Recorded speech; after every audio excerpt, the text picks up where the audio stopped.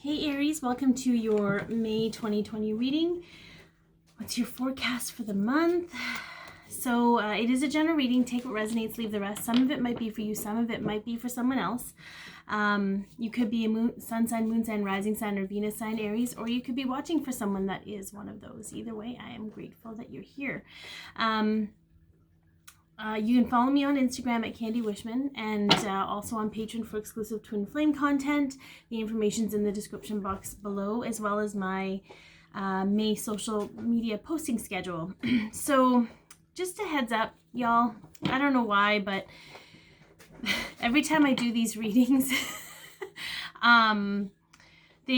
they end up like, they start out really awesome and really fun, and then there's this stuff to work through, and then the end they're really awesome again. So maybe it was like that last month and I'm just noticing it more, but I just feel like I think it's just the grinder we're in right now to really buff out those things that actually limit us and hold us back. So it may not turn out that way, but just to give you a heads up, okay?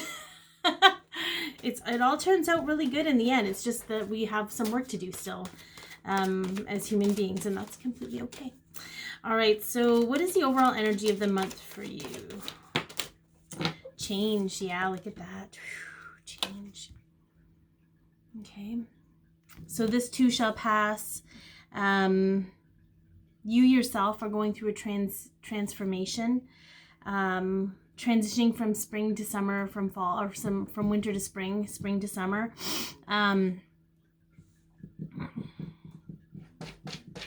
Understanding that everything has a cycle.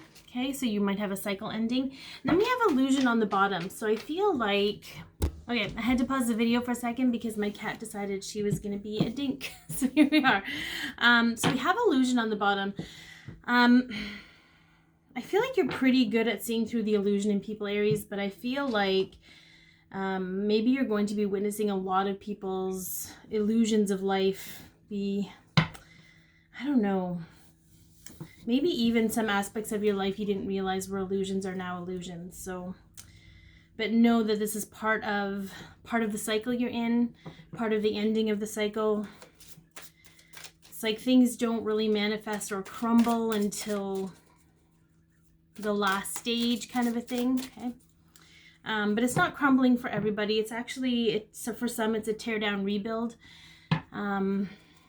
It's like if you moved it, you're flipping a house. You're flipping your house, Aries. What are you doing to flip your house? Right? You bought your house has been a little worn over the years. Yeah,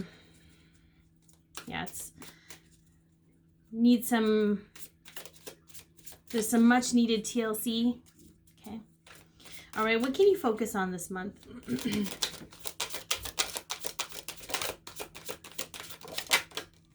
Very, very interesting. Yeah. So we have the King of Wands. Okay. The King of Wands is Aries, Cancer, Leo energy. But this is the energy of somebody who knows what they want and knows how to go get it. Okay. Really not that different from Aries energy to begin with. But we have the Queen of Pentacles first. The Queen of Pentacles is an energy of somebody who, I feel like this came out in your full moon and Scorpio reading too, where it's like it's time to really start taking care of the physical self. She beautifies her surroundings, so to speak. She is a domestic card, but it's more about really cleaning up her own garden. She doesn't worry about what anyone else's garden looks like. She tends her own garden. She feels good. She loves herself. She takes care of herself. Okay. It doesn't matter if you're a man or a woman. This is going to be a priority for you this month of really taking care of yourself. Okay. And then we have the Emperor. Okay. So the Emperor is represented by Aries. It's also the divine masculine energy. So it doesn't matter again if you're man or woman, allowing your divine masculine energy to rise, within you. Okay. That's, structure, routine, compartmentalization, physical work, like really getting to work. The Queen of Pentacles also is Sagittarius, Capricorn. Okay, so I don't know. I'm just going to throw these out. I'm just going to start saying, I'm just being guided to do that. So here we are. Then we have the Seven of Pentacles, which is Taurus. So this is about patience. Okay, knowing that what you are doing is creating change, okay? Maybe part of it is to recognize and to focus on the changes you've already created for yourself, so that can help you move forward. I do feel like this month is about you, Aries. It is about self. It is about taking care of yourself and doing what you need to do to get through these changes that are happening, okay? Get really focused, right? What do you really want? What are your intentions? Okay, so let's take a look at what needs to be surrendered. Yeah. Okay, very interesting. So we have the Ten of Cups. The Ten of Cups is second to the Sun card, one of the happiest cards in the deck. Surrendering what you thought would make you happy. Surrendering anything that opposes your happiness. That's a tough one. We have the Seven of Wands here, okay? The Seven of Wands is standing up to your naysayers, okay? What I get from this, though, is not to surrender standing up to your naysayers, surrendering the need to have to stand up to people, so, to convince them that what you believe is right, because that's the only way that you can be right. Because you don't need anyone's buy-in to know that what you're doing is right for yourself, okay? And then we have the King of Swords, okay? The King of Swords can be very harsh, very deeply masculine, controlling energy, needing to be, it's very interesting, and this goes for women as well, the feminine Aries as well. The need to be tough, the need to look tough, the need to be strong all the time. Okay, that it's okay to surrender to vulnerability. I feel like it's almost like surrendering the need to put on a front for people so that they think you are fine. And yes, you probably don't want them to worry about you, and maybe some of you are worried that they'll judge you or think you're weak. But I think maybe that's a little bit where this illusion comes in, okay? All right, so what is going to challenge you this month? Yeah, very funny. Yeah, so we have the Strength. So we have Mastery of Emotions, okay? Your emotions are going to be running wild this month. A lot of, I feel like most people's are, just because of the energy right now. We have the World card, okay? I giggled at this because I very clearly heard, when is this going to end? Why is this taking so long to end? It was very like very annoyed, so annoyed. And then the Nine of Wands, okay? You're going to have to persevere through a little bit. And this isn't going to apply to everybody, but the more you resist, okay, the more you try and force things, the more you try and control things, because we do that as humans. We want to control everything because that's how we prevent pain and suffering.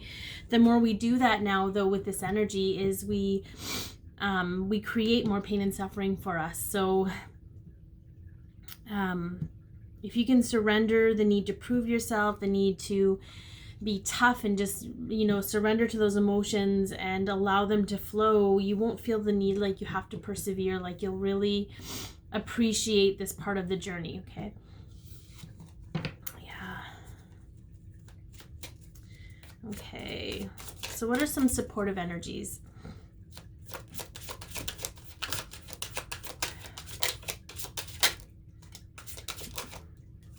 Very interesting. Okay, so we have, again, the King of Wands, getting clear on your intentions, knowing what you want, knowing how you want to get there. Super important. We have the Justice card here. The Justice card is about balancing karma. So I feel like some of you are coming to a karmic end with certain things. And I feel like the more work you do around that karma and understand it as best as you can, I think it's going to be a very supportive energy for you, because it's going to be freeing. It's going to lighten your load. And then we have the Knight of Wands. The Knight of Wands is about figuring out what fuels your fire. That's super important. Goes along with your intentions, okay? But I feel like you can also, because it also has an energy of where fear pops up. And when an Aries gets in fear, they get defensive and they want to scrap. That's just, and that's not for all energies. You might have your moon sign and your rising sign, you know, counteracting that a bit. But it's almost like you can use it as a tool. Like when your fear comes up and you're kind of like feeling defensive, you can kind of use that as a tool, because the Knight of Wands can be a back and forth energy. Should I do this? Should I not? Should I do this? Okay, so where is the struggle? You have this idea like you want to do something, but where is that fear holding you back? Like where? And you'll notice, I feel you're going to go into trying to convince yourself why you want to do it. Like you're trying to, it's that defensive thing. I need to convince people. I need to convince myself that this is how things are supposed to be. I feel like you can use that as a flag. Like, okay, I'm trying to convince myself. I'm going back and forth with this. What am I really afraid of? Like that, where's this fear coming from? Where's this wound? Is it rejection? Is it failure? What is it? Okay, I think you can really use that as a tool. For some reason, this is a very quick reading today. It was a lot of the stuff was quite clear. So usually they're like 16 minutes or something. Anyways. All right, let's take a look at an important event this month for you. Yeah, look at that. Attachment, okay. Yep. Very much, see how she's taking off the mask? Okay. I truly feel, yeah, because we have balance on the bottom. This is you detaching from a major karmic situation. I see the back and forth happening because you are, well, the change is always, I feel like you thrive on change, Aries. I don't think it's too much that. I think you know things are changing. And I think you know this ending is coming and you have to persevere through the end, and you feel like you're going to have to defend yourself, but it's time to surrender to the vulnerability of this entire situation and really focus on loving and taking care of yourself, like stepping back from all of this drama and taking care of yourself. Okay, that's going to be hugely pivotal throughout this thing, because it is going to be a major ending. It's a major detachment. It's a closure to codependency or an unhealthy attachment. Okay. All right, let's take a look at what the fairies have to say. Oh, yeah. Manage your resources wisely. Achieve a balance in how you spend and save. Help out those who are less fortunate. Very interesting energies. The Four of Pentacles, and this is more about hanging on too tightly out of fear. Okay. So it could be that your fear stems from money, from finances. So we live in a society where we equate our value and our safety to the amount of money we have. So if you're having any kind of financial difficulty, regardless of how this is ending or what's happening, if you're associating your money and whatever if you're associating your lack of money or the fact that you've lost money or something to do with money, and you're associating it to your safety, it's going to take away your confidence to be able to move forward and trust that you're supported no matter what. So it might be worth digging into and investigating where that fear really comes from, because I feel like the moment you choose to step into the right direction that's truly aligned for you, I feel like you'll be supported like that. Like it'll just be a very abundant time for you. But you have to work on yourself first. You have to be able to want to heal yourself and love yourself and take care of yourself before you head out on your next adventure. So I do see this as a very positive situation, Aries. I think it's a long time coming. I think there's a lot of impatience in these cards. Not surprising due to your sign. And I say that because I'm an Aries. I get you. But I feel like it's going to be very good. It's just you're going to have to persevere through this month. And if you have to, focus on yourself. Work on yourself. That's the only thing you really have control of anyway. So be your peace, love yourself, share your light, and have an amazing month of May.